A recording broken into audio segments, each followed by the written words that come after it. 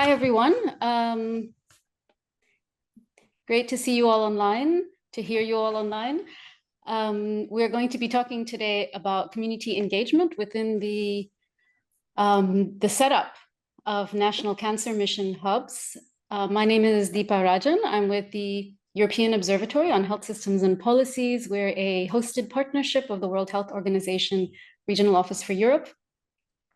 I will be joined in my presentation by a number of colleagues, notably Gonçalo, Figueiredo, Augusto of the National Health Council of Portugal, Pia Kirkegaard from Denmark, from the Department of Clinical Medicine and the Department of Public Health Programs, and we'll also have a chance at the end of my presentation and question and answer session to hear from those people who are setting up hubs in their own countries and hear a little bit about some of the community engagement work they're doing. And in that round, which we'll keep fairly informal, we'd also like to hear from you, some of you, if we have some time to get some feedback. What are you thinking of doing? What have you done? What in this space?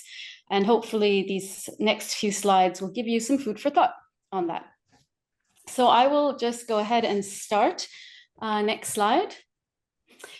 So just as a reminder, I know all of you know what cancer mission hubs are, or at least what they're supposed to be. That model is really there to bring together key stakeholders around that common goal of beating cancer, around implementation ultimately of Europe's Beating Cancer Plan. We know that the hubs, the National Cancer Mission hubs, are in various stages of set up in the different countries. Some are really just talking about the idea, others are almost there. So either way, we know that the different hubs have, as a most obvious entry point, researchers, oncology professionals, those already really working in the cancer space and who have a stake in the cancer community. Where the weak link tends to be are around the engagement of patients and communities and civil society. However, we also know that there is a strong will to broaden the stakeholder base of these hubs towards communities and civil societies and patients. I think this is it's a principle that's been highlighted in the Beating Cancer Plan. And we also know we need these groups. These are beneficiaries, these are our users or service users. These are the groups that we do want to reach, and we want to hear from them, and we want that voice to really feed into our decision making, the work of the hubs. But then how do we do it? How best can we do it? And this is what we'll be looking at a little bit today. Next slide. So today I want to first talk about the benefits of and challenges of engagement efforts. I think the benefits are fairly clear, but it's always good to remind ourselves what they really are in order to stay motivated to do something as difficult as community engagement. But we also want to look at the challenges. We need to be realistic about what those challenges are and what the pitfalls are. And then I want to go through a little bit of understanding the who. Who do we really want to engage with? We talk about patients, we talk about people, lay citizens. I mean, there are lots of different terms, and they're all valid. But in terms of the work of the National Cancer Mission hubs, we need to at least have a good sense of whom we're engaging with, and to make sure that those whom we are engaging with are aligned with the objectives of the hubs. Now, and once I've gone through some of the, let's say, theory, I'd like to then look at some real life examples, look at some examples of participatory platforms that are out there. And in this, I will be joined by my colleagues who will be telling you about their platforms in countries. And the reason I want to talk about that is because cancer mission hubs can either engage with these platforms in your respective countries. So that's something to kind of think about when I'm talking about these different platforms. Because you don't have to do everything yourself. Or there might be some functions or tasks that you are inspired by when you hear about these platforms that a mission hub can take on themselves, either as a core function, in a long-term sort of way, or even as a one-off event that you might want to do. So listen to these examples with a little bit of, to be inspired by. And we'll try to stop in between to take questions in between the different examples. hopefully we'll have enough time for that in between, but we'll also have some time at the end for questions. So let's go on to the next slide. So benefits to meaningful engagement. I mean, hopefully this is clear, but we want to keep in mind that people's experience really do complement, that experiential knowledge does complement expert views, and it helps to innovate. It gives us, a different angle on the evidence and information, which often leads to more workable solutions, because people and communities and civil society are looking at some of these issues from the point of view of where they sit, which is the field, which is practice, which is within communities. So it's easier to get to workable solutions when hearing from those experiences. And we need communities and civil society to play the role of advocates and agents of change, and we need their buy-in in order to really successfully implement cancer policies. Next slide. But there are challenges. There are lots of challenges and pitfalls. It is difficult to really get a representative view of the target population. We know that it's also quite challenging to process something like experiential knowledge, which is a personal story, a personal experience, and make that and transform that into something that's actually useful for something practical like a policy or a guideline or a grant, a grant application, especially because the stakeholders that are around the table, around the policies and the guidelines and the grants, are ones that tend to value research evidence more than anything else.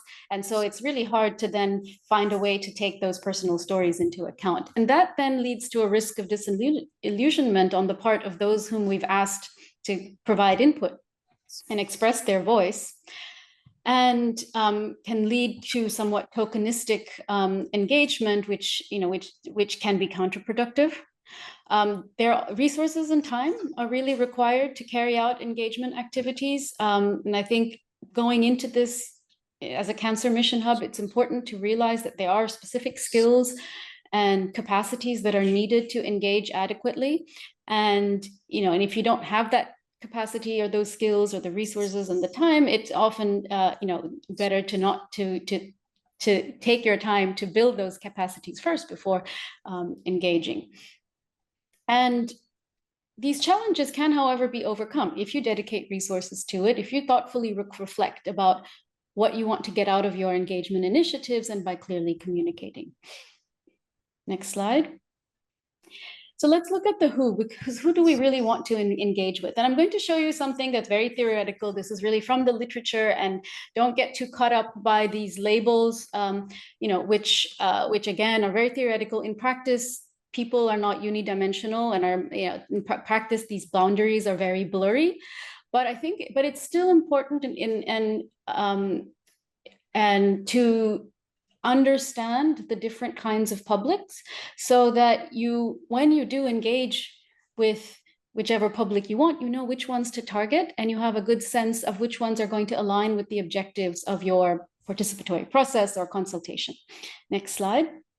So the unaffected, so-called unaffected public, sometimes people call them the pure public.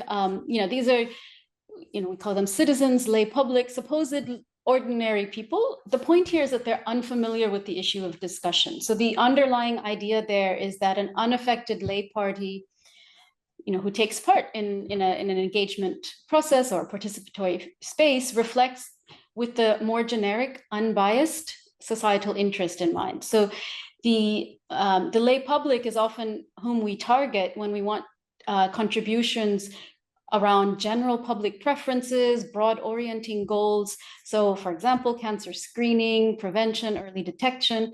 The challenges are that this sort of ordinary person may not exist in reality. And of course, because they don't see themselves as being very affected by this, they're very hard to motivate to provide input and to participate. But it's important to keep this viewpoint in mind, depending on what the topic is and what you want to engage them for. It's important because if you want an unbiased, sort of unaffected perspective on the topic, this would be one of the groups that you would want to target. Next slide. Then we have the affected public and the partisan public. And again, the boundaries are blurry between these, and people are not unidimensional, but this is really just to get a sense of where of the kinds of people that you might want to engage with. So the affected public, are those affected by the topic at hand. So people living with cancer who have experienced it in the past, who are caregivers of cancer patients. Other terms used are consumers, patients, service users, but also family members and community members. And this group is thus really directly defined by the participatory process or space objectives and the outcome. So depending on, so if you're talking about breast cancer, then you would have breast cancer patients. And if you're talking about something else, you would have people who are affected by that issue. The point here is, the notion here is that the affected are those who are really living the reality of the issue at hand on the regular basis, which really differentiates them from the unaffected public. And so what we seek here by engaging with this group is that experiential knowledge. So that's what we want. We want that experience to play a role in whatever it is that we're trying to do, a policy or a guideline or whatever it is. Then we have the partisan public. Now, this group is usually quite organized. It's a heterogeneous group, so it's hard to put them into sort of one bucket. It can be interest groups, advocacy groups, NGOs. So you see how the boundaries can be quite blurry between these two groups, because a patient living with a cancer is part of the affected public, but when they're organized into a group and really doing advocacy work, it could be more on the partisan public side. So the confines are not always clear between the different groups. But the main point here in terms of community engagement is that they bring in that viewpoint of being a stakeholder in the process. But keep in mind, this partisan public here, these are usually people who are being paid to be there. So when there is a participatory process, they're usually often they're well organized and funded, and they are not necessarily volunteers for the most part. These are also the ones that might end up dominating the discussion and have more of a voice. It can be perfectly legitimate. It just depends on what that topic is. And if it's a topic where you do need more of the other kinds of public involved, you need to make sure to counterbalance this group with the other groups at hand. Next slide. So again, I really want to underline that this, next, can you go back one?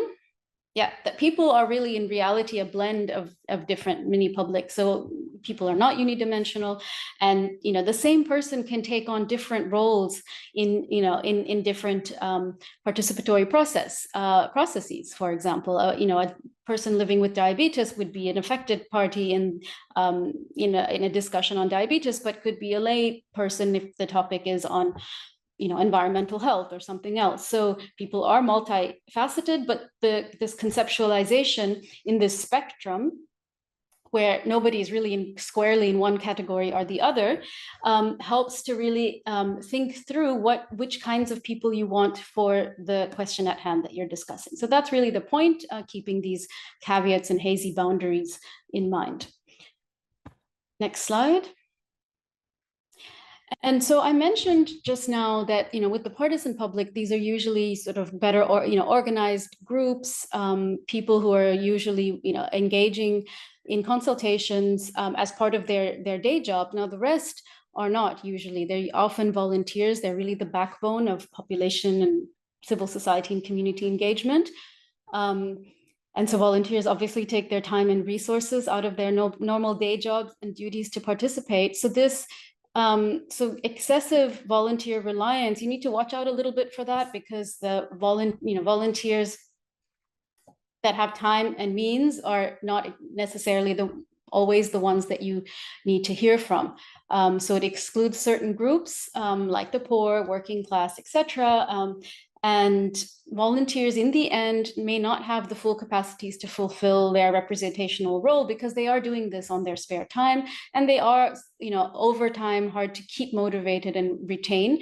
So trying, covering some costs, not necessarily paying them for their work, but covering costs or finding ways to reduce some of the,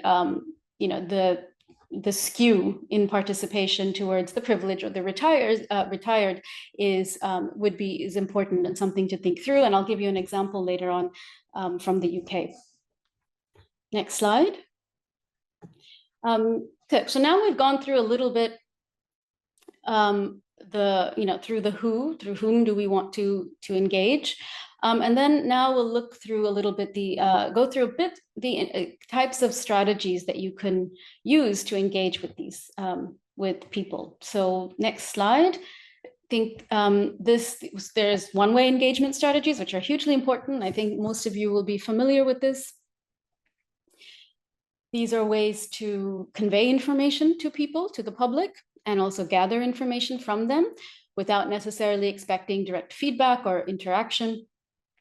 And surveys, online questionnaires, advisories on cancer prevention, public notices. So there are many ways to do this. This is all very much within the health promotion space, and I'm sure a lot of you are familiar with these ways of engagement, and this is probably something that a Cancer Mission Hub would be engaging in through its stakeholders and the institutes and institutions that form the hub.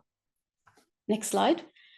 What we'd like to see is those one-way engagement strategies complemented by bidirectional engagement strategies, where we have more interaction, where feedback and dialogue are really encouraged. And there are different kinds of ways to do this. In the WHO Handbook on Social Participation, we've tried to sort of categorize the different platform types into these 4 that you see on your screen. So I'll just go through them a little bit in detail so that you have a sense of what they are, and then we'll look at some of the practical examples in a bit. If you can go back one, Adriana. So we have, for example, consultative methods with attendance by invitation. So this is something that a lot of people do. It's quite common. These are methods to consult where we in a targeted way, we invite certain people. We try to get civil society and professionals and different kind of stakeholder groups together. And it's by invitation, and we consult on topic X or topic Y. So this is quite common in the health sector to do this. Ministries of health do this all the time. I'm sure the Cancer Mission Hub will be doing this as well. Then we have deliberative engagement methods. So this is a term used in the literature, deliberative, and this is meant for processes where you take a random selection of people, of citizens, usually selected, by lottery, or often external companies are contracted out to do the selection process. And then you take them for a certain number of days and provide them access to information, access to experts, and give them the time and the mental space to really deliberate on a topic over a certain period of time collectively in a structured way. So citizens' jury is one of the classic examples, or citizen panels. There are different methods and different labels for this. And this can be done, for example, when there's something very specific and technical that needs to be discussed, where you do need time to understand the information, understand the evidence, and process it. So often used, for example, for guideline development. Then we have in-person or online, open for all forums. So these are forums where everyone is invited, the public, and people basically self-select to come or not. So you can imagine that there are some groups that will be left behind in this process, but other groups that will be happy to engage in these kinds of forum, either in person or online. And usually there's a big public campaign to really let people know and get the information that these forums are happening. And so public debates are often done in this way. Then we have formalized mechanisms such as advisory boards or health committees, where you have fixed seats for people or communities or civil society representatives. And the idea here is to have a sort of fixed group of people who advise on something, where you have the input and the people's voice through those fixed seats. Next slide. So now I'd like to go into the examples of participatory platforms, and I'm going to give you two examples myself on France, although I think we have the colleagues from France here. So if they, I'll give them a chance if they wish to speak after those slides. Then we'll look at the National Institute of Care Excellence in the UK and look at some of their platforms. And the idea when I'm talking through these platforms for you as those who are setting up your cancer mission hubs in your countries is to think about two things. And next slide. So these kinds of platforms could be platforms that you can engage with as a National Cancer Mission Hub, because as a hub, you don't necessarily need to take on all of the patient and public engagement functions yourself. You can do it through partnerships with these kinds of platforms that I'll be talking about. So that's one thing to keep in mind and think about. The other thing is that some of the functions or the tasks or the events that I'll be telling you about that these platforms do can be an inspiration to you for the hub to actually take on itself or themselves. So this is something that you would then need to integrate as a core function or a core objective of your cancer mission hub if you wish to, if you think that that's a priority for you. And it can be either as a core function or maybe a one-off event. But the stories that I'm about to tell are meant as inspiration for that. Either way, I think the overarching point that I'd like to make is that you do need to have an in-depth and structured reflection when you're thinking about your hub setup, or if your hub is already almost set up, reflection on how you might want to do this, how you might want to engage with the public and community and civil society, for what you need to think through, for what, and what your objectives would be for that, and really understand that it does require specific skills and expertise, which you could either build into your hub, into the hub architecture, if you wish, or you can ensure that you have key partnerships to ensure that this happens. And of course, all of that needs to match your general approach and your hub objectives. Okay, so before I go into the examples, I wanted to maybe just stop for a second and see if there's any questions or comment. We're a fairly small group, so we can maybe take one or two questions or comments before I go into the country examples. I can't see all of the participants on my screen, but maybe Adriana, if there's are there any hands up? If not, I can just continue. Nothing yet, no. Okay, then I'll just continue. So next slide. So in France, this is my first example. There is a setup called the Conférence Nationale de Santé, so the National Health Conference, the CNS. And this is a conference in the sense of almost 100 independent members coming together on a regular basis to discuss health matters. So it's a consultative body created in 1996, and it has an official mandate. It actually sits within the Ministry of Health to advise the minister on health policies. And it advises based on two things. One, based on consultations within their members, and the members you can see on your screen, there's 97 at the moment independent members, which come from all different sectors, patient organization unions, etc. So the idea is that within the CNS there are consultations that happen on various health topics, and so that's one source of information to advise the Minister of Health. And then the second mandate is that the CNS organizes public dialogues on matters, current health issues. So you can imagine, for example, during the COVID crisis, the CNS was engaged in a large consultation on the effects of the crisis, the COVID virus containment measures in communities, for example. Next slide. And in 2016, a few years ago now, the French National Cancer Institute, and I think our colleagues are here listening in, and the National Health Conference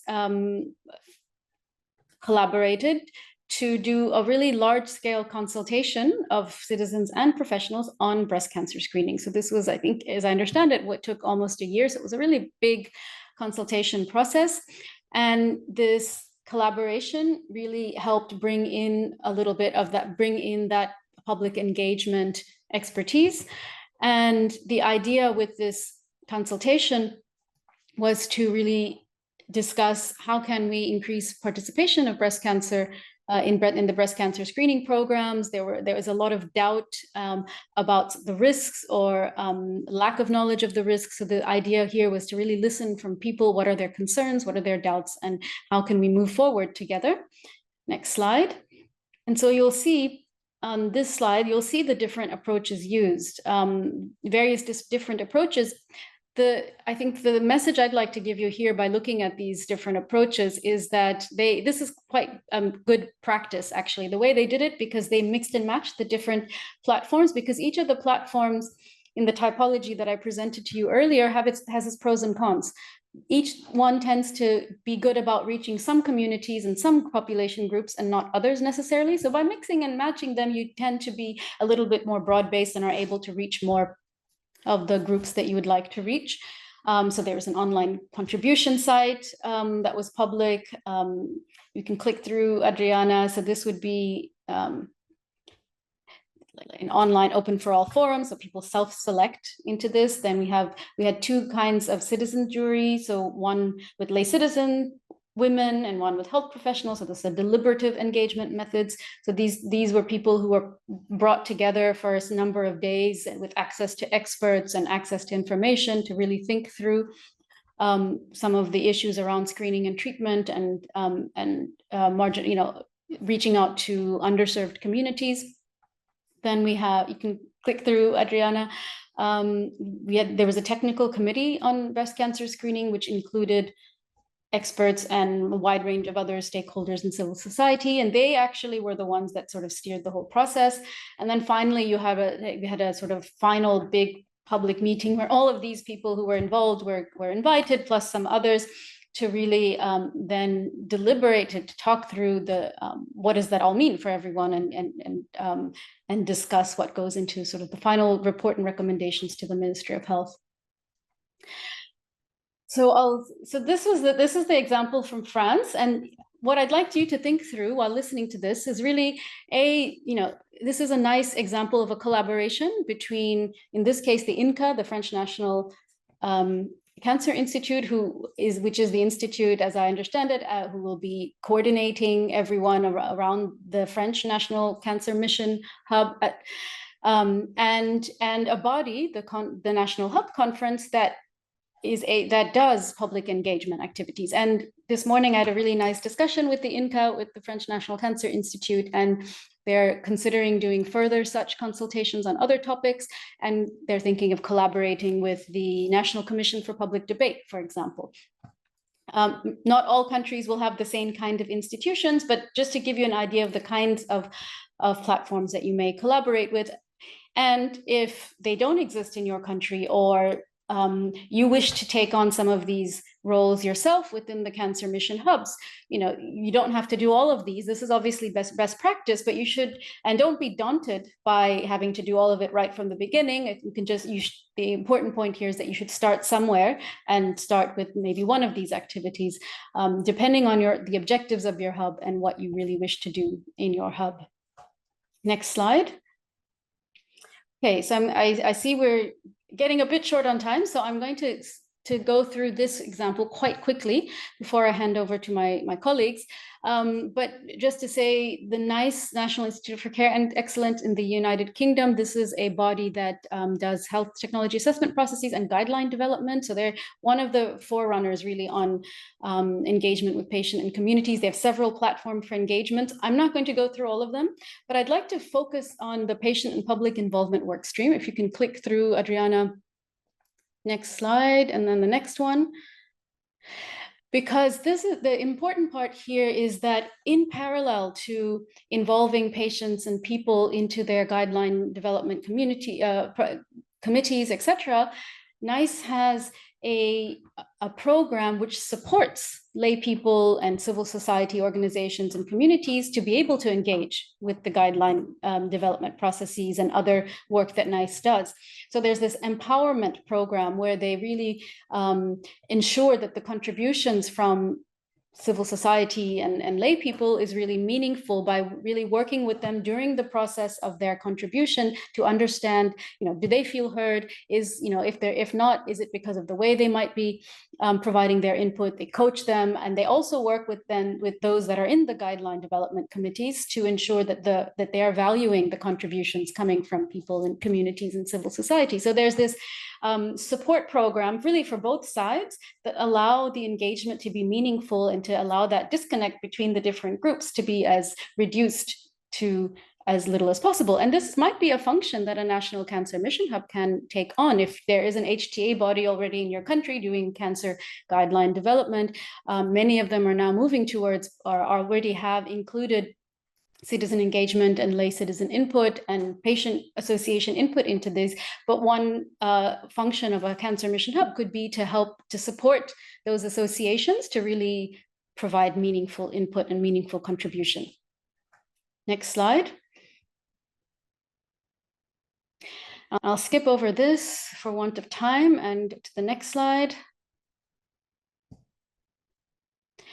And just really briefly to show you the kind of support that NICE provides, various kinds of trainings, templates, guides, briefings, online modules, induction programs, etc. So they really sort of accompany the patients and people in this process. Next slide. Next slide. Yes. Okay. Then, this is really just reinforcing the point that I made earlier. So that's really the example from, from the UK. I hope that you feel a bit inspired as to what a Cancer Mission Hub can potentially do in this space. These are just really some examples. Then we'll move on. Next slide. To the National Health Council in Portugal, and let me see if Gonçalo is on the line. Yes. Great. I'll hand over to Gonçalo. Gonçalo is an expert with the National Health Council Secretariat and assistant professor at the Nova National School of Public Health, and he'll be telling us about this platform. Again, I want you all, while you're hearing Gonçalo tell us about the CNS in Portugal, think about how you might engage with such a platform or take on some of the roles that they've and functions that they do within your Cancer Mission Hub. So over to you, Gonçalo. Thank you so much, Dheepa. Hello, everyone. The National Health Council actually is a body quite similar to the Conférence Nationale Santé in France, but is 20 years younger. We were enacted in 2016, although the Health Basic Law of 1990 already foreseen a National Health Council, but effectively it was only created in 2016 with this idea of promoting consensus and public participation. The National Health Council has 30 members, president, vice president, and 28 remaining members from all kinds of fields in the society. We have the professional orders, we have the universities, the polytechnical institutes, the Economic and Social Council, all represented, the Ethics and Life Science Council, all represented in the council, the autonomous regions of Madeira and Azores, the municipalities, the parishes, and also 6 representatives from patients. Those 6 representatives are very important because they are appointed by the Health Commission in the Parliament, and that's why although the year of 2016 is the year of the appointment of the President and Vice President of the National Health Council, the Council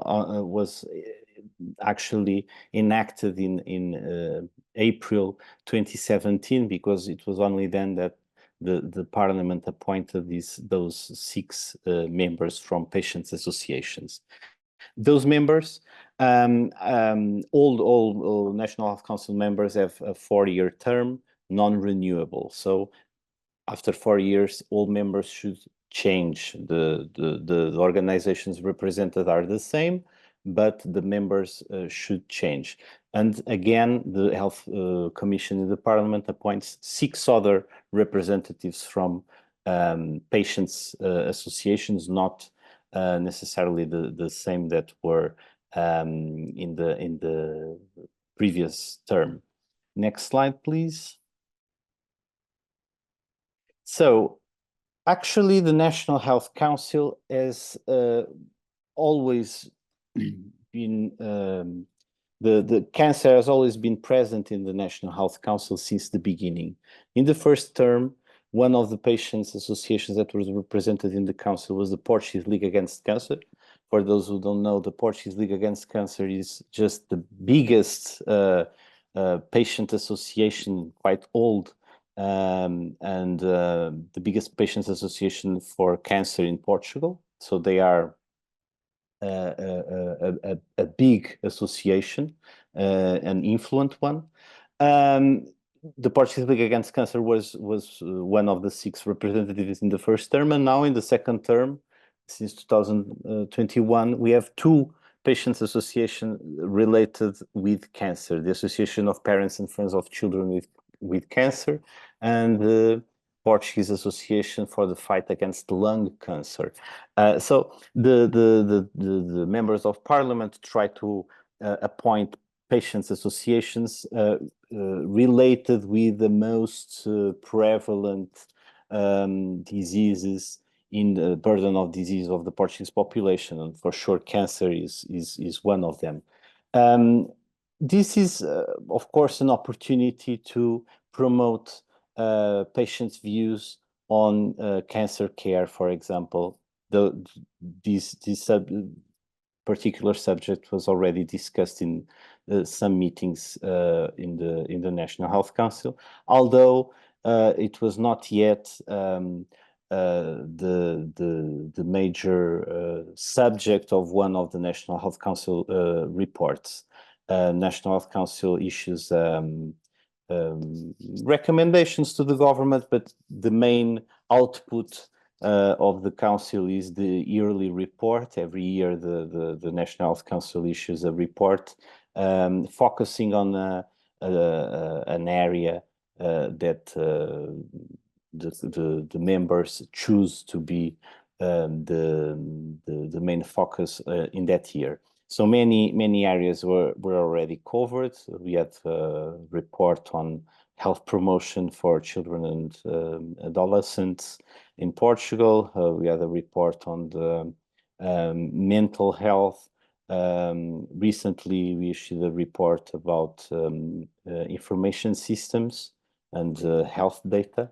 A report on public participation, but not yet on cancer. So probably soon, cancer will be the main focus of the annual report of the council.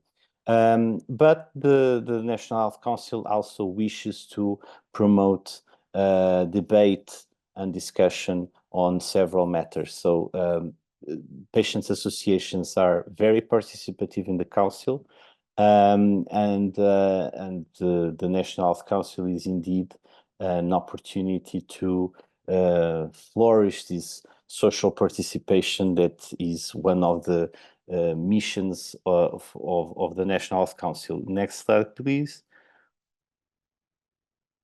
Because indeed, what is this advisory body for? Mainly, it was made for encouraging public involvement and civil society engagement.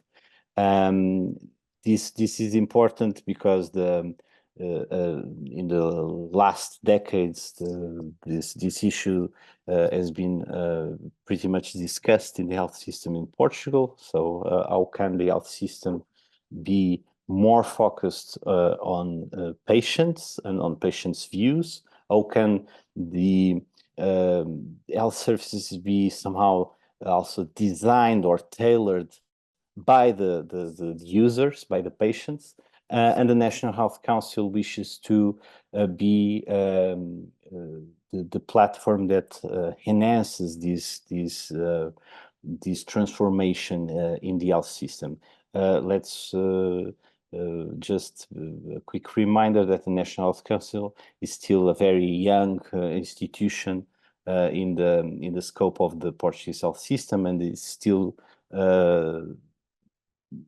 making some steps to be prioritized as an institution that matters to the health system. So the activities of the National Health Council are pretty much led by the National Health Council.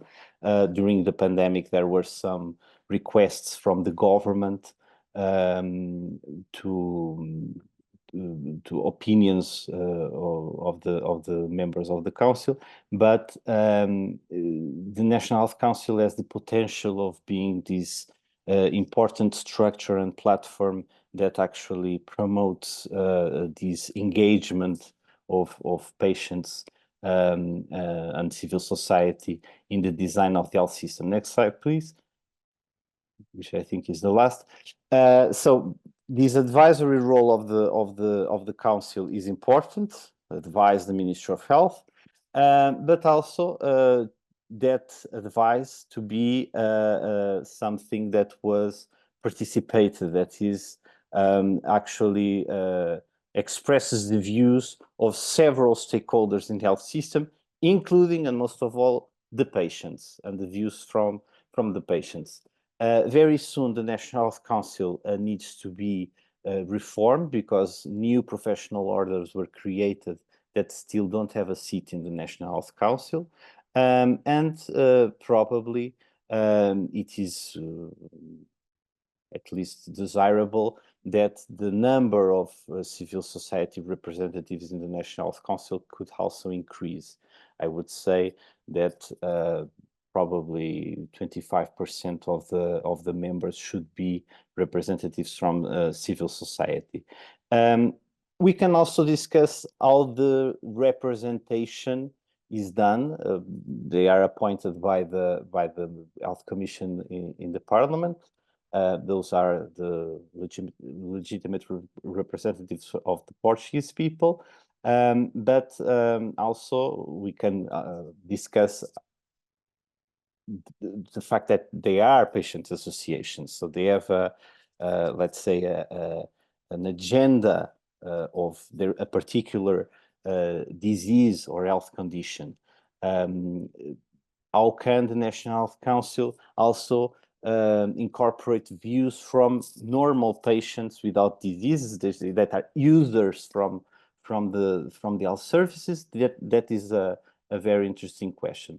However, particularly speaking of cancer, patients associations and this agenda of cancer led by the patients associations is quite important. So patients associations are absolutely crucial to transform also the model of care provision, care delivery to patients, to involve their families and to support new research agendas, for example. So patients associations that are already in the National Health Council are absolutely pivotal, I would say, to give some steps forward in establishing a participatory role towards the health system. The cancer mission hubs, of course, have obvious bridges that can be built with the National Health Council, and this is just an idea of enhancing the role of both the mission cancer hubs and the National Health Council to promote this discussion and this participation that's much needed when we talk about not only the European Cancer Plan, but particularly the national strategy to fight against cancer that actually is the national strategy from Portugal, aligned with Europe's Beating Cancer Plan. Thanks, Gonçalo. Thank you. Yes, so again, here, another interesting example of a structure that that's in place that maybe you didn't know about before, or it's not so present in your in your world. And a great example of a platform that one can really, as a hub, collaborate with, to reach out to the public, to reach out to communities and civil society, to perhaps suggest the next National Health Council report to be on cancer, for example, and to that be collaborative with, the local cancer mission hub. So all food for thought, I hope. Then we're going to have one final example by Pia Kirkegaard, who is an associate professor at the Department of Clinical Medicine and Department of Public Health Programs in Randers in Denmark. Here, this is a slightly different example. So this is an example of a participatory research project, which is a pretty big one, also EU funded, but where the idea that where a platform is being created, community user boards, and a platform to reach out to underserved communities for purposes of increasing participation of these communities into cancer screening programs. And the reason why I would like Pia to present this to you is because we know that there's a lot of these participatory research initiatives going on in many of your countries. And in fact, this particular one is going on in several European countries, and probably yours as well. And these are also initiatives that you can engage with as a cancer mission hub. And especially since these initiatives sometimes tend to stay within the research space. And if the mandate of the hub is to bring together researchers, policymakers, communities, and the different stakeholders around the topic of cancer, one way to ensure that some of these really good practice examples link to policy, link to communities, linked to wherever it needs to link, it can be through these mission hubs, because this mission hubs has all of the stakeholders together. So by listening to this example, I want you to think about similar such projects, which I'm sure are going on in your countries, that the Cancer Mission Hub can potentially engage with, maybe even involve directly in the setup of your hub. So I'll hand over to Pia, and if we can go to the next slide, please, Adriana. Thank you very much for this, Dheepa, and thank you very much for the invitation to come and talk about our initiative. You call it the community user boards, and I'm actually quite happy that you call it that, because it's also the collaborative user boards, but community and collaborative it still begins with a C, so we keep the acronym. We can call it both. We have worked with it as collaborative user boards, and it all started out in a EU-funded project called CBIC Screen, with the aim of inviting or make sure that vulnerable populations also get the invitation to get screened for cervical cancer. And what we wanted was to make sure that we could engage this group of vulnerable populations across countries, and also make sure that we had a bottom-up approach, but we also want to engage not just the vulnerable women, but also the health professionals and also the policymakers. So we wanted them all to come together in one meeting. So, but the thought behind the collaborative user boards is that it is both an advisory board, it's also a focus group, and it's also a learning space. And the advisory board feature is that this is people who meet to deal with predefined issues. And the thing is that we the researchers want their perspectives on things. It is also a focus group, because we are gathering the data that has come out of these collaborative user boards. We transcribe them and then make thematic analysis. But it's also a learning space. So because we want everyone to learn from this, not just the policymakers, but we want also the people who are participating in a collaborative user boards to learn from each other, because by doing that, we also keep the ball rolling to start the empowerment part of it. And now we talk about what is research and how do we get it also into real life. This started as research, and it is still research. So if you haven't heard about it, it's because it's still a secret. But we are trying now to disseminate it, because we've seen that it has some very good results and potentials. So next slide, please. Who can participate in a collaborative user boards? We invite the policymakers, the professionals, and the people in the target group. So those are the 3 Ps. And as discussed earlier, also people or private or public, who are they? And what we see is that while the policymakers and program managers, they seem to be fully aware that they can represent their field, and so do the professionals in healthcare, the gynecologists or whoever we invite. They also seem to be quite confident that they can represent their field. It's another thing when we talk about people, because when we talk about, for instance, here the vulnerable populations, when we invite them, they say, but I'm just me. Who can I represent? So being part of a collaborative user boards also makes them aware that they are not just their own voice. They can also speak for others in their situation. In each COP meeting, we have 2 or 3 stakeholder representatives who are attending the same meeting. And this is very, very important. We want all of them to be in the same room. And this has some really demanding tasks for the one who facilitates the meeting, because the policymakers or the healthcare professionals, they're used to being in a meeting. They know the genre of a meeting. People who are in the target group of a cancer screening program, for instance, they do not necessarily have the skills to engage in this kind of genre, and we need to dress them to do that. So this is by taking them all in one meeting, it really demands something from the facilitator to make sure that people are there on equal terms. Next slide, please. So what we have done is that we've make sure to facilitate at least 1 COP meeting. It's about predefined topics, and then follow-up meetings that can be about troubleshooting or follow up on topics and new concerns. I'll come back to that. Next slide, please. So this is just a very hands-on guide on how we conduct the COP meetings. A COP meeting can be between 1.5 hours and 3 hours. We recruit people through the meso level, that is through healthcare professionals.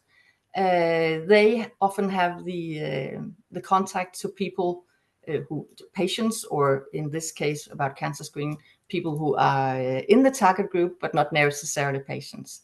And healthcare professionals often also have some contact point with the decision makers. So when we have them all assembled in the same room, they are given an introduction. What is the thematic areas to be discussed? In this case, it was how to provide cancer screening programs. Then there's a presentation of the screening program, and then there are the topics. So the facilitator of a COP meeting will go through challenges and concerns, communication information, collaboration coordination, and so on, as you can see on the slide. What topics will be relevant depends on the site. So that means that before any COP meeting, we will consult with the one facilitating the meeting about what is the exact concern to be addressed. And then the third part of a COP meeting is to discuss the next steps and how we can make sure that the stakeholder output go back to the stakeholders and also into the program developments. Next slide, and last slide, please. At the moment, we have established and conducted collaborative user boards in Portugal, France, Italy, Romania, Bulgaria, Estonia, and Denmark. We did this with vulnerable population, healthcare professionals, social workers, street nurses, and local politicians and decision makers and program managers. And we did that to sort out what are the challenges to implementing screening programs for vulnerable populations and how can we solve and overcome these differences and challenges. And right now we are about to conduct COPs here in August and September in Ireland, Spain, Poland, and Lithuania. And that will be about prostate cancer screening. So I think my time is up. And I think we'll come back to some of the questions that I have on the bottom of my slide, which is that there are different contexts and there are different perils and pitfalls. I mean, can we always have all stakeholders in one meeting? No. We saw that in Denmark it was possible. We are a very egalitarian country. There's not much distance from me to a local politician, or from me to someone who's in a very vulnerable position. But we saw, for instance, in Italy, it was impossible to get all 3 levels in the same room. This was also the case in France. So what do we do in these instances? And I can tell you about that later, how to solve this. Then there is the question about representation. What are the power struggles that we also need to be aware of, especially if we invite the partisan groups, because they are very powerful, at least that's to my knowledge, many of them are. And then how do we secure the resources, not just to make this a one-time event, but to make sure that the stakeholders, they can meet again and again if they like, because if they continue to meet, they will learn even more from each other, and then they will go beyond the COP meeting as representatives and kind of ambassadors. We've seen people starting to act as ambassadors for the project. Thank you. Thank you, Pia. I hope you all feel inspired by this and you see that in many of your countries, you have this this program running, the CUBs that are being set up or are being experimented with, and a potential entry point for a Cancer Mission Hub to work with this sort of research project and group, and also think through some of these difficult issues together with representation and the resources and stakeholders, because ultimately what this research project is aiming to do, what the hub objective would be, is all going in the same direction. So next slide, I'm going to, before I leave you with a bit of food for thought. Next slide, please, Adriana. I want to stop here. I see Hugo has his hand up. Happy to take a question in between. Go ahead, Hugo. Thank you, Dheepa, and sorry for the background. I'm at the airport, so I try to be quick. One question that I would like to ask all the panelists, and you, Dheepa, for the French examples, is about the long-term engagement with citizens and stakeholders. There will be a message for... Sorry. So I see that the French example, it was a one-time example, big consultation on breast cancer screening. From the Portugal example, it was too high level. I didn't really understand how they are operating, but I would like to know more about the long-term strategy and how they are engaging, if they are engaging multiple times with the citizens, how they are doing this beyond the institutions that are on the board. And also for the CUB meetings, again, the same mindset. I see that during the time of the project, you have this regular meetings, let's say. How, if there is any sustainability plan for these CUBs to continue existing beyond the project? Thank you very much. Okay. Great question, Hugo. And can we take it? We'll take it at the end. I have just a couple of more slides, and then we'll go into those questions. So I'd like to just leave you with some food for thought. And I'd like to really credit the colleagues at NICE, at the National Institute for Care and Excellence in the UK, for most of the bullet points that I'm going to show you in the next couple of slides. Next slide. Yes. So when it comes to engagement with people and communities and civil society, I think the key thing when you're thinking about your hub setup and what the hub objectives would be is that you really have to want to do it. And that means you need senior leadership to be behind this agenda. And you need that senior leadership because it takes resources. You do need to put resources towards this. You need to prioritize it, put money and people and time towards it in order to make it meaningful, because sometimes it could really backfire if it's too tokenistic. And so then it's almost better to have no involvement at all. But keep in mind, I mean, for the objectives of the hub, ultimately we want to improve the lives of people with cancer. We want to improve population health outcome. So the insights that you can get from citizens, from patients, from civil society will genuinely be valuable, and you won't find them elsewhere. They might challenge your presumptions, which might make things a little bit difficult at times.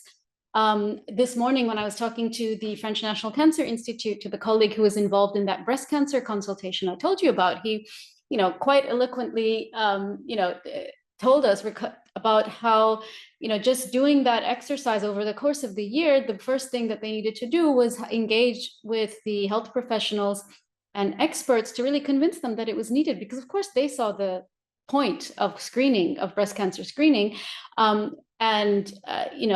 they needed to understand why it's important and necessary to really engage with people in communities and civil society to make a screening program work beyond understanding that it's a good thing to do.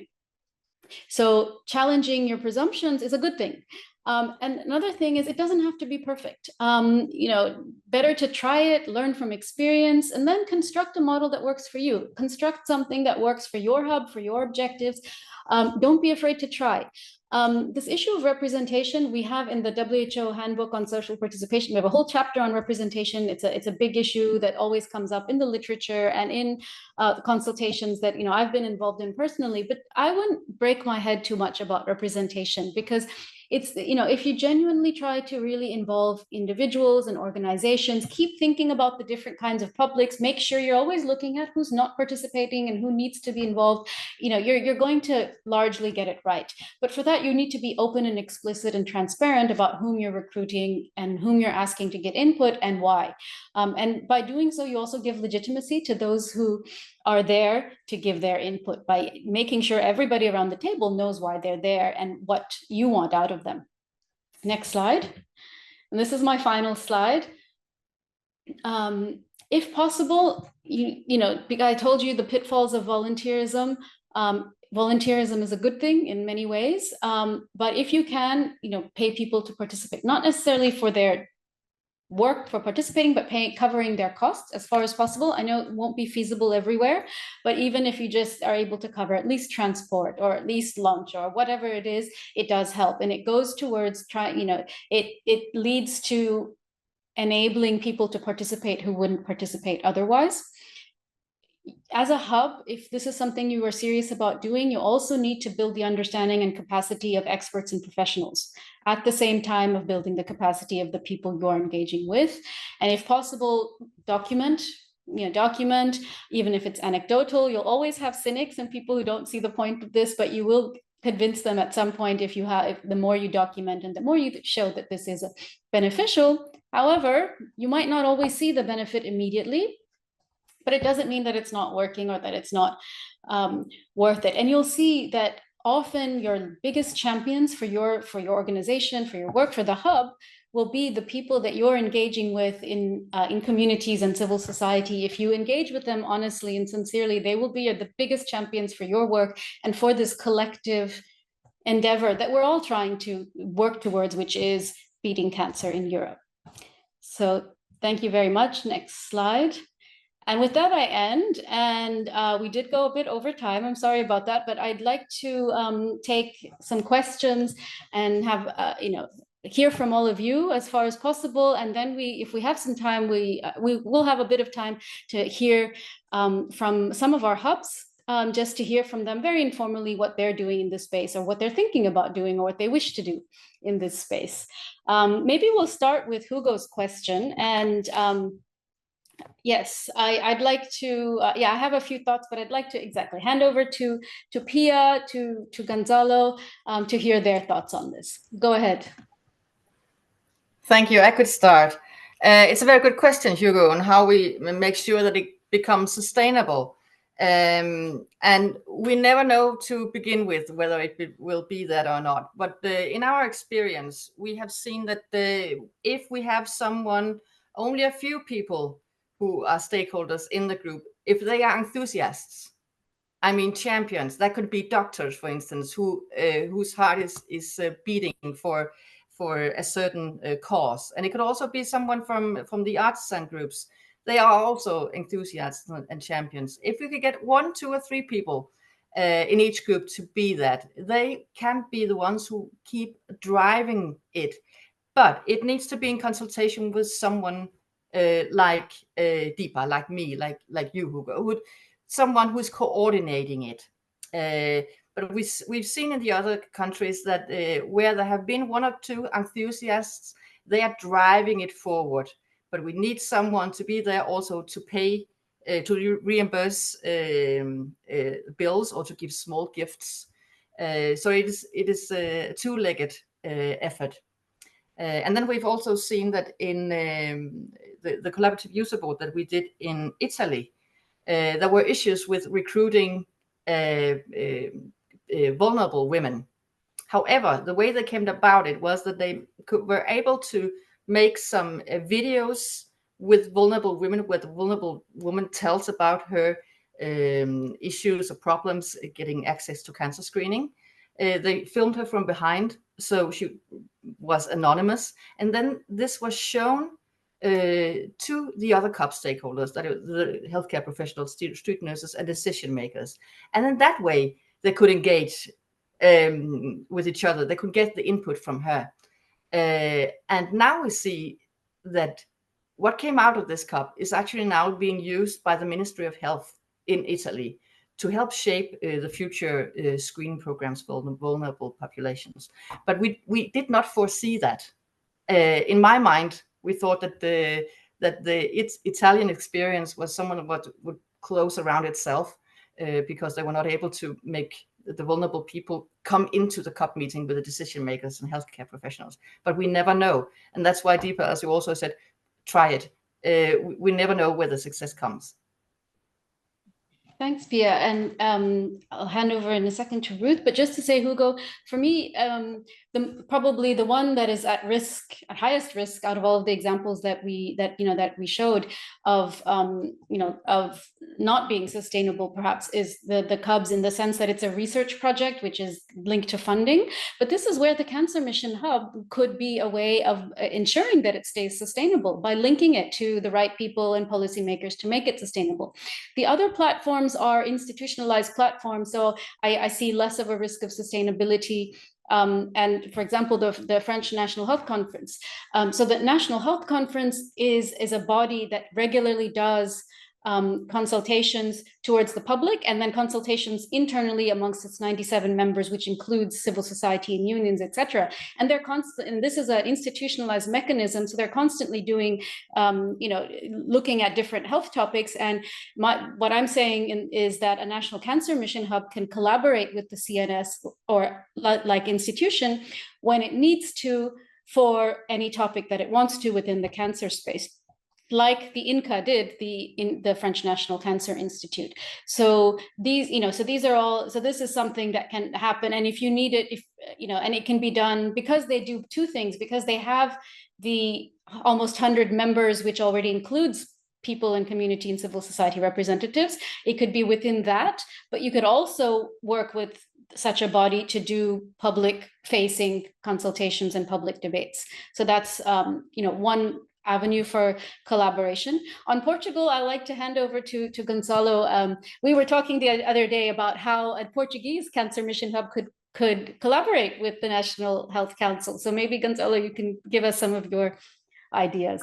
Yes, about the long-term participation, this is a very interesting question, and I would say without any doubt that the National Health Council needs more resources to invest in this engagement. Right now we have our report in public audition, so anyone can send suggestions, comments to the annual report of the National Health Council that was presented last month. But this is a very punctual engagement. We would like to develop more of what we are talking here, a long-term engagement and a very broad awareness of the role of the Council in the population. So all patients of the National Health Service, they should know about the National Health Council, and regularly try to engage with people to know their thoughts on several matters. But as I said, we need resources, we need full-time experts, we need communication specialists to work with us. As I said, the council is still very young, and also the council, if the council is to be this body, this institution to engage with people and to promote public participation, that also needs to be politically prioritized. So the council has to have the means to do that. A few years ago, we did a conference, a meeting, I think we call that a forum, about social participation. We invited specialists from WHO Europe and Brazil and Italy. And in the audience, the people were craving for talking about participation, about the problems that they face as patients' associations. So there is much room to improve on this matter. About mission cancer hubs, of course, we can also learn and use them on the interest of the council, also to promote this specific issue, and to start with I would say, I wanted to say a small issue, but it's not small at all. It's a very important one, and quite attractive for people's attention, and people want to participate. They have all experiences with cancer, with themselves, their families, their friends, their relatives, and it's a big issue in the National Health Service. We right now in Portugal, we're discussing about the waiting lists for cancer surgeries. Cancer surgeries were a big issue for the new government to act or to react on those waiting lists. So the cancer is a big issue, and of course we as an advisory body to the ministry, I think the National Health Council can have a role to play, together with other initiatives. So some avenues for reflection, Hugo. Just one last thing on the French National Health Conference. So that was a one-off consultation on breast cancer screening a few years ago. But right now, the French National Cancer Institute is now considering another big consultation on a couple of other topics that they're thinking about, and they want to collaborate again with the National Health Conference and with the National Commission for Public Debate. So basically drawing on the resources that exist in country and the expertise to do public consultations and civil society consultation. Maybe one last point that I didn't mention because I rushed through the slides on the UK and NICE is that even NICE actually contracts out external nonprofits that are specialized in public dialogue and debate. So a National Cancer Mission Hub does not need to do everything by itself. I think that's one message. The important thing is to think through what are your objectives in this area, how do you want to do it, and make sure that you know who is in this space in your country with whom you can collaborate or contract out in this area. Ruth, you had a comment. Yes, just very quickly, because I know you're tight on time, but I suppose in Ireland, in our Department of Health or our Ministry for Health, we would have a patients advisory group. So patients really would be at the forefront and their voices would be heard and involved as much as possible. In the National Cancer Control Programme where I work, that's part of our Health Service Executive, which is the equivalent of the NHS. So in nearly all of the work that we do, we would have patient representation. So for example, I can talk about the Cancer Mission Hub later on, but for geriatric oncology is an area that I work in, and we're hoping to develop a steering group and have patient representation on that. Also with our clinical guidelines, we would have patients involved in that. We would also have a patient engagement manager within our National Cancer Control Programme. A reason for that is that it's mandated in our strategy that we would have good patient involvement and patient advocates, but also they've really been great value to the work that we do. and anticipate problems that we as policymakers or decision makers or service providers may not see if we have not gone through the system ourselves, particularly if we had cancer or any other type of disease. So I suppose we try to keep that sustainable approach, and we've applied that approach to the Cancer Mission Hub as well. It's just the way that we carry out our work. There's always room for improvement. We probably are not representative enough. We probably should do more of it and provide more training, I think, for patients, and also have criteria around their participation. For example, if they're in active treatment, they mightn't be the best person to be involved in cancer decisions because, you know, they just mightn't feel equipped for it right now. It may be kind of pre or post treatment. And I suppose that would have to be decided with them. But I suppose, I don't know whether that's useful for you, Hugo, but that's what we try to do in Ireland. Thank you. Thank you. Okay, I don't see any hands raised. Adriana, correct me if I'm wrong. We have Hugo again. Go ahead, please. Just a quick comment. Yes. And thank you for everyone.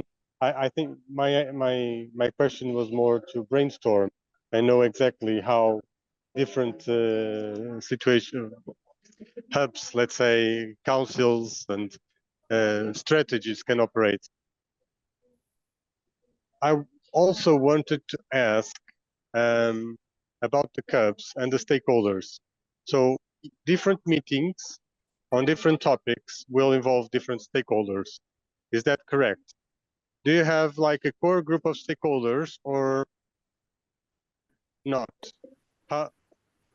How as Ruth was saying, there is always room for improvement. And I also think, like Dheepa said, you don't need to be perfect. So I also think that flexibility here is the term. So some people might think that a situation like this demands that you have your stakeholders all organized and all participating, fully committed, every meeting. And I think this is utopic. So Yes. I would like you to share a little bit of your experience with the CUBs in these different scenarios. Thank you. Yeah, thank you very much. And you are definitely right that we can't engage everyone all the time. When I say it's different topics, it's always different topics within the screening program that we are in within the research area. So they are all invested in the intervention that we are going to do, which is prostate cancer screening or cervical cancer screening. So in that way, they are the same, and they have the lived experience or the expertise or the power to change things within this area. So we do not have a panel of people we can always consult. This is very topic specific. And I think that's why it has become a success, because they are, even though that these that the people that we invite were not professionals or politicians, we invited them. They are unaffected in the sense that they do not have cancer, that they do not have cancer experience, but they are in the group, in the target group of their potential cancer patients, so to speak, because we are all potential cancer patients, unfortunately. But in that way, they are not committed because they have experience of having cancer, but they are in the target group of a cancer screening program in the future. So they are in a kind of not patients, both patients and not patients, but they are public and individuals and representatives of lay people. But you are totally right. And how on earth can we commit them for all eternity? And we cannot.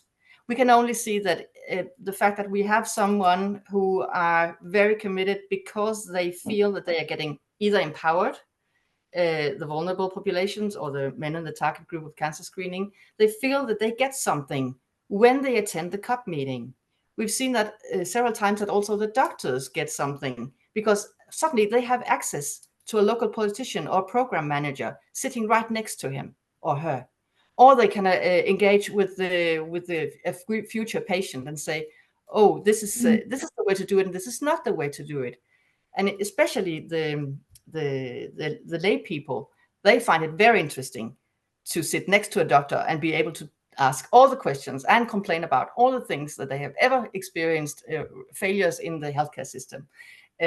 So that's what drives them, that they can talk to each other, not that they are talking to us as researchers. They talk to each other. Does that make sense?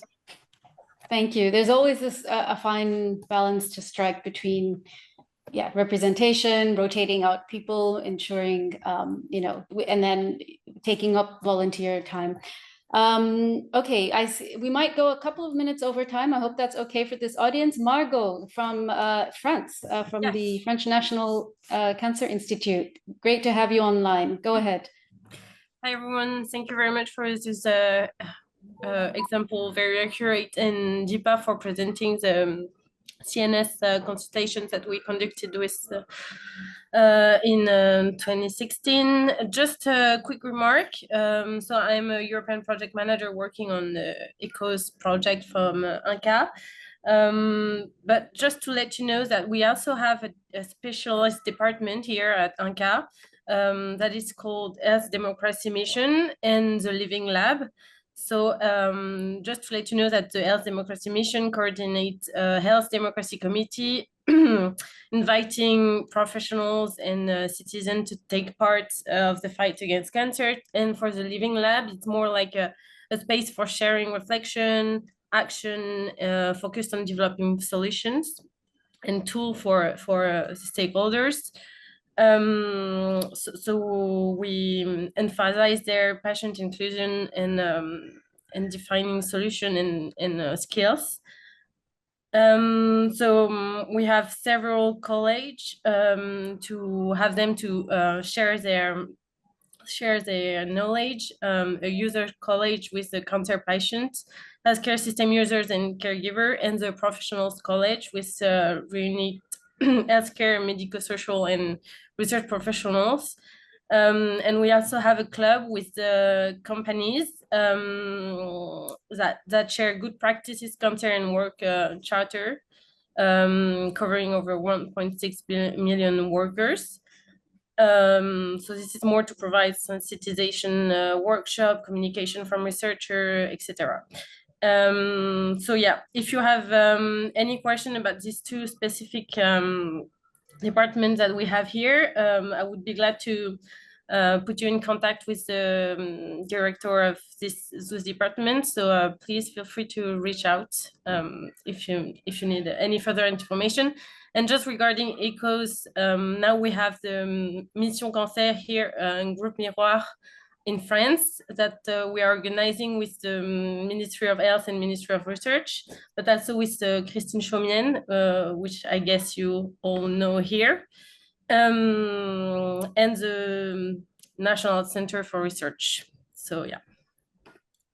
Thank you. So thanks, Margot. So you really kicked off the discussion that I wanted to have anyway on what the different cancer mission hub-like structures in the countries are doing in this space of community engagement. And on that note, I'd like to hand over to Eze de Boer from the Netherlands, who's with the Dutch Cancer Collective. And I think this is an interesting example just to hear, and Eze will just give us a little bit of insight into what's going on in the Dutch hub-like structure in this space. This is a particular structure in the sense that it's quite bottom-up compared to other countries, I believe, in that the a patient or a federation of Dutch cancer patients with a research institute and a funding body sort of come together and are forming the hub. So it might be a little bit different from other examples and much more bottom up, but I think some interesting insights here that which will hopefully inspire you in your hub setup.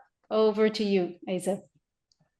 Thank you, Dheepa, and thank you for this presentation about the very important subject, and also very interesting to hear from the other countries and the initiatives that that are there. Very impressive. I'll try to keep it short, seeing the time. What I think, and also I think Hugo it was a very valid question about sustainability, because I think it's very key that that patients or people who live with cancer are consulted from the start on. So, like you say, Dheepa, our national agenda, the Dutch Cancer Agenda, which launched in November last year, one of the three initiative takers was the Dutch Federation of Cancer Patient Organizations, which I will call Federation from now on. And there are 21 patient organizations attached to that. All patient organizations have their own target group. For example, you have the Dutch Breast Cancer Association or the Melanoma Foundation, Living with Hope, which stand up for people with pancreatic cancer. And it's important to emphasize that this federation has been involved in the agenda from the very beginning. So I think we should watch out that it's civilian participation is not something you add somewhere along the way because we have to. It's so important to get them in right from the start and make them very important to, for example, for us, prioritize within the agenda what's important to them. So if, for example, we do a survey, we not only send the survey to these people, but we also actively involve them in drawing them up, because they know what is important to ask out in a survey, for example. So it's not just they're not only added to the process, but they're the biggest and most important party in this whole process. So I think that's very, very important also to answer Hugo. We think for the sustainability is to make them as important as they are. Maybe last for me, we had a big congress last Monday, 175 attendees, a large proportion were citizens who could provide their input. But also, like Ruth said as well, it's always a challenge because even there were people who said there's a lot of talk about patients and not with patients. So even we try, or while we try to get them as involved as possible, even for us, it's sometimes tough to realize that. Yeah, I think that's the main thing I wanted to say. Thank you. Great, thank you, Asa. And I think that's just to give you an example, of what's being done at the moment in the Netherlands as an example country. In one of the institutions that is going to be the key player in the Dutch National Cancer Mission Hub. So I think what we see across the different countries is there's pockets of good practice, there's things happening, and what would be important moving forward is really thinking through in a structured way, going from the basis of what you have, which could be 0 to a lot, to see what more do you want to do, or how do you want to improve upon what you're doing already, and think that through very well and integrate it into the thinking of the hub setup. And think about which functions you want to take on yourself, what you might want to, contract out or collaborate with other platforms. Maybe then as a final speaker, I'd like to just hand over to Ruth Ryan from Ireland, from the National Cancer Control Program, to just give us a little bit of insight, as Asa did, in Ireland, what the plans are for your National Cancer Mission Hub and community and patient engagement work. Over to you. Thank you. And I also have with me Dr. Oslan MacDonald, who is our ECHOS coordinator in the National Cancer Control Programme here in Ireland as well. I suppose at the very early stages, we were trying to decide what a National Cancer Mission Hub might look like for Ireland. In many ways, the National Cancer Control Programme is a hub-like structure, but it doesn't meet all of the needs of a hub. And so that's something that we need to work on and figure out our next steps.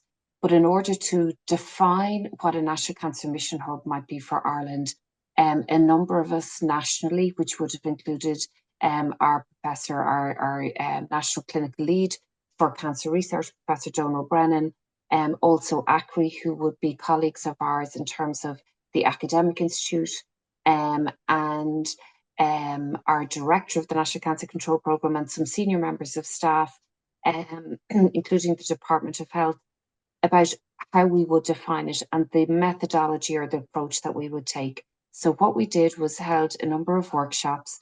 There was 4 workshops in total. One was with consultants and other medical professionals, such as physics, general practice, and also nursing and health and social care professionals. That was the second workshop. Patients and patient advocates was our third. And then the fourth was academics with universities and researchers. So we decided that we would have open questions. All of the questions would be the same per workshop. They were around creating a shared vision, what that vision might look like for them. Can we realise that vision for you in a National Cancer Mission Hub? And what would the key objectives be of that Cancer Mission Hub? Now, we also need to align that with Europe's expectation. So there's always going to be that balance around the national wishes and desires and the European mandate as well. So that has to be figured out also. But what the patients told us, in terms of who we got around the table, our approach was that we would go for patients per tumour site. So we looked for a nomination for breast cancer, prostate, children and young people, and also family advocates. There was about 10 people in total. It was such a worthwhile, such a rich discussion that we had. There was a lot of non-health issues that came up, which was different to the other workshops. So I suppose that is where we need to figure out how we meet their needs and their expectations. We haven't fully defined what a National Cancer Mission Hub might look like for Ireland. Last week's meeting in Cluj was really useful in terms of perhaps we can outsource some of the work to somebody else under, with us having oversight and all of that. So that was really useful. But in terms of, going forward, we do use patients in every aspect of the NCCP, the National Cancer Control Programme. But I think it's really going to be important for the National Cancer Mission Hub.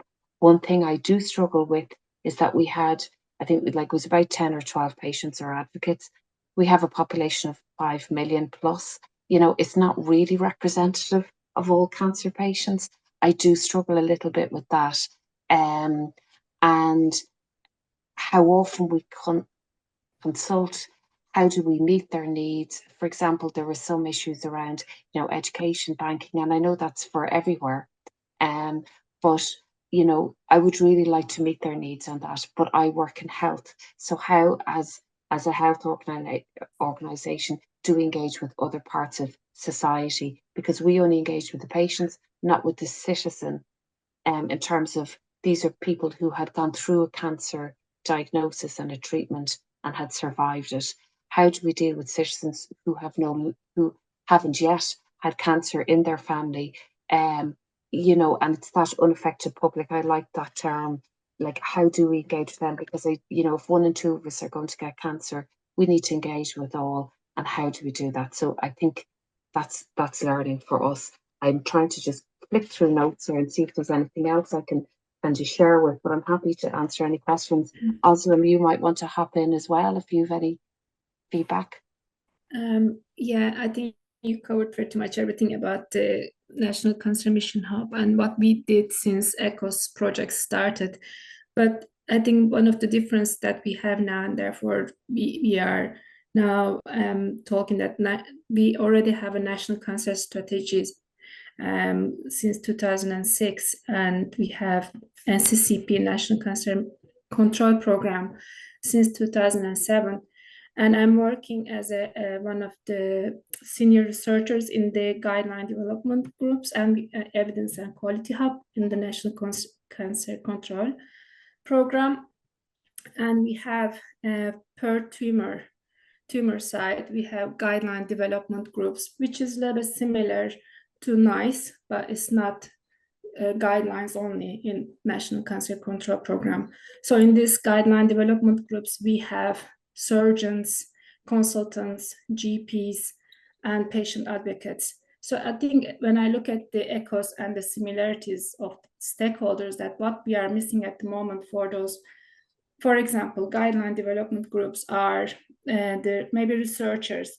And this is one of the things that we really want to focus on. Everybody actually wants to focus on, apart from some other needs that are not directly health related that Ruth mentioned that came up during our patient and patient advocates workshop.